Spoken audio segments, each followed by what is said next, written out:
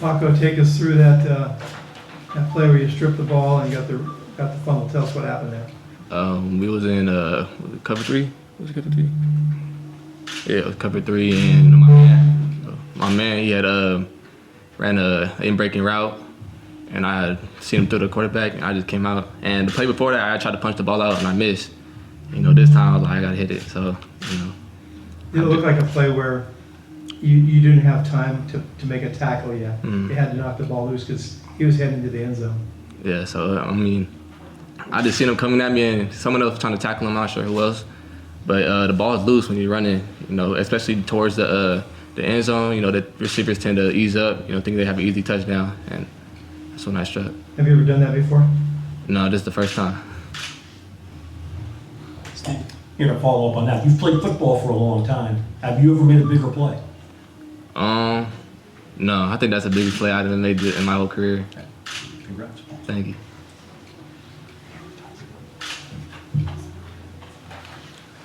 For both of you, but the defensive coaches and Coach Wilcox have really emphasized hunting the ball, going with violence. Can you kind of take us through the mindset of actually doing that in practice and then taking it out here in the game over the course of not only tonight but the season? Essentially, every practice, we are big on turnovers, and we'll have drills, mini drills, or many of the themes into our periods are just thinking about getting turnovers and getting the ball back. So essentially, doing it over and over again in practice, it's going to translate to the game, and I think that's essentially the goal. At practice, coach always punch the ball out, run to the ball every time. Even when the ball carrier, if it's across the field, you just got to still run to the ball. And if you run over there and you don't attack the ball, that's 20 push-ups. It's 20 push-ups, so that's integrated in your mind. So, it came to life today. Do you think they owe you some push-ups now? Yeah, they owe me push-ups for sure. For sure. So equally as important as Paco's fumble, obviously there's a fumble on the first play of the game. You walked through where you were seeing there from your vantage point and eventually executing. Essentially it was right there. The ball was right there. I had to capitalize on that moment. And again, he just mentioned, it was muscle memory. So essentially, since we practice it every single day, it was right there. I had to take advantage of the moment. Anything else? Last one? I got you, Paco.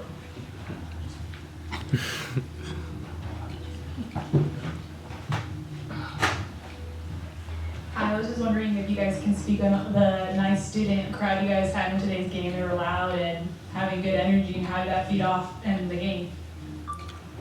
It was instant for me. It's like that a lot for me, actually. I really like the fact that their impact in the game is huge. And they're right there behind the enemy sideline. So it's perfect. Yeah, I paid back off the same thing. Not gonna lie, when I first got here, I'm it's Cal, prestigious school. You're thinking not gonna be that much fans, but that student section is big. It's bigger than most schools I've seen. So they're always loud. They always want to turn up. It helps us feed off the energy, third down, and the quarterback's having trouble communicating, and we just feed off the energy, and yeah.